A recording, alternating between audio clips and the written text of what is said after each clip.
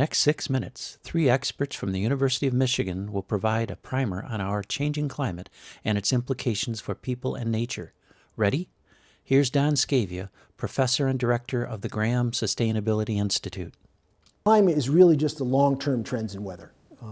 And it's really important to know that there's lots of interannual variability and daily variability in the weather itself. And so it's sometimes hard to see the long-term signal, what's happening in climate change, because there's so much variability along that track. But if you measure it over time, you'll actually see those long-term trends. And the long-term trends are the climate. In a nutshell, right, there's two things that really matter in climate, right? The temperature and the precipitation. And in this region, we're seeing changes in both. We've already seen changes in both. The temperature is obviously getting warmer. And when it comes to precipitation, we're getting more rain during the times we don't need it and less rain in the areas where we do need it. So we've been seeing those changes over the last decade or two, and the projections are for both to increase. Here's Newt Nadelhofer, professor and director of U of M's Biological Station at Pellston. Biological Station is an incredible resource for studying the environment, including how it's changing. It is now, it was founded in 1909, so it's 107 years old. There's a long-term record of information. We have temperature records going back to the 20s. And we can see a steady upward trend in nighttime temperatures, mainly. We see shifts in mammal distribution. We see southern species of mammals moving northward, and the species that were there, and you'll talk with Phil Myers, he can talk in a very informed way about this, but many of the mammal species, small mammal species that were at the station 40 years ago, 70 years ago, have moved north. My name is Phil Myers. I'm an emeritus professor of ecology and evolutionary biology at the University of Michigan. At most sites around, there are probably 7 to 10 species of rodents present. Many of them are either reaching the northern limit of their distribution or the southern limit of their distribution, either in the middle of Michigan or at the Straits of Mackinac.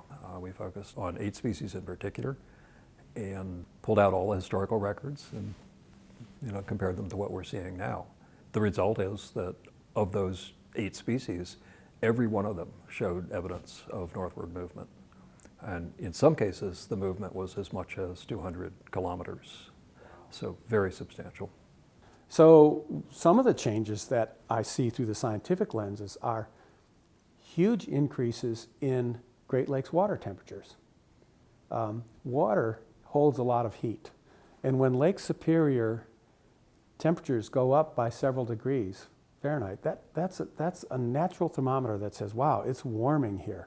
And we've had a couple of very cold winters because of changes in atmospheric circulation, but on average our winters are getting warmer. We've had some winters with very little ice cover that have and these variations in winter are affecting lake levels, right? Because when there's little ice on the lake, there's a lot of evaporation in the winter, lake levels go down.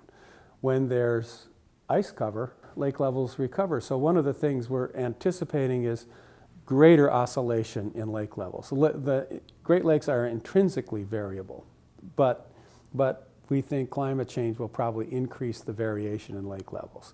The variability in winter is the one thing that's really been quite shocking. I mean, it used to be, you kind of knew what winter was going to be, right? It was going to start snowing and it's going to be snowy until the end, but getting 70-degree weather in December is something new, something unusual. So you get incredibly stormy, big, heavy snowstorms in one winter, and then almost nothing the next winter.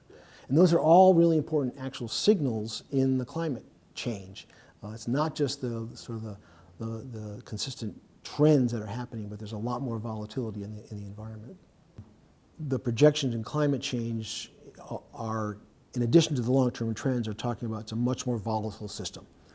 That you're getting a lot more. It's like weather on steroids in general. So I think you may get a rare winter storm or summer storm in the past, but you may get them more often and more severe in the future.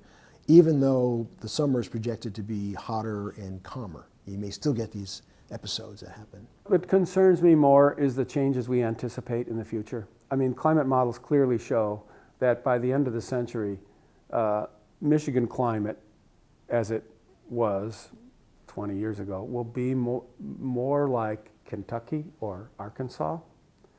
That has huge implications, not only for natural ecosystems and what kinds of organisms and species can live here and can they get here fast enough, right?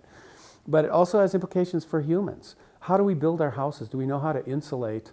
Do building codes need to change? And I've talked with architects who are just in cities like Chicago, or even in rural communities who are really kind of struggling. We build buildings to last for 50 years at least. What kind of buildings should we be building?